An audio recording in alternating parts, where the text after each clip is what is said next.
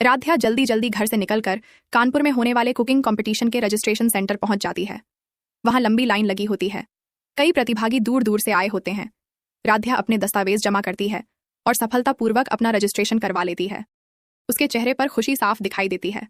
इधर घर में प्रथम के मन में दादी जी की बातें बार बार घूम रही होती हैं। उसे लगता है कि राध्या ने जानबूझकर उससे बात नहीं की। गुस्से में वह राध्या का फोन मिलाता है, लेकिन रजिस्ट्रेशन हॉल के अंदर नेटवर्क ठीक न होने के कारण फोन नहीं लग पाता। इससे प्रथम का गुस्सा और बढ़ जाता है। दादी जी आग में घी डालते हुए कहती हैं, देखा प्रथम, अगर उसे तुम्हारी परवाह होती तो कम से कम एक फोन तो करती। प्रथम बिना कुछ बोले घर से निकल पड़ता है। उधर राध्या रजिस्ट्रेशन पूरा करके बाहर निकलती है। तभी आयोजक घोषणा करते हैं कि प्रतियोगियों के लिए एक ओरिएंटेशन मीटिंग भी होगी। राध्या उसमें शामिल हो जाती है और उसका फोन साइलेंट पर ही रह जाता है। दूसरी तरफ प्रथम रजिस्ट्रेशन सेंटर पहुंचता है। वहां उसे पता चलता है कि ओरिएंटेशन चल रही है। वह बाहर इंतजार करने लगता है। उसके चेहरे पर गुस्सा साफ दिखाई देता है।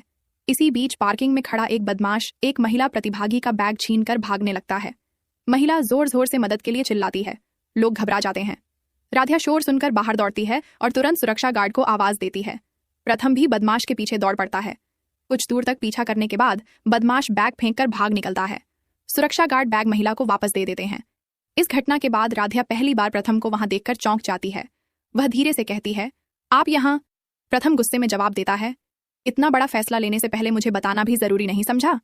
राध्या हैरान होकर कहती है, मैंने चिट्ठी लिखी थी, सोचा था आप मीटिंग में होंगे, इसलिए परेशान नहीं किया।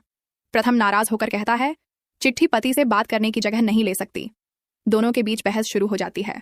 तभी आयोजक वहां आते हैं और बताते हैं कि प्रतियोगिता में भाग लेने वाले सभी प्रतिभागियों को सुरक्षा नियमों का पालन करना होगा, क्योंकि हाल ही में आसपास चोरी की कुछ घटनाएं हुई हैं। राध्या और प्रथम चुप हो जाते हैं। उधर घर में दादी जी को पूरा विश्वास होता है कि दोनों के बीच अब बड़ा झगड़ा हो चुका होगा।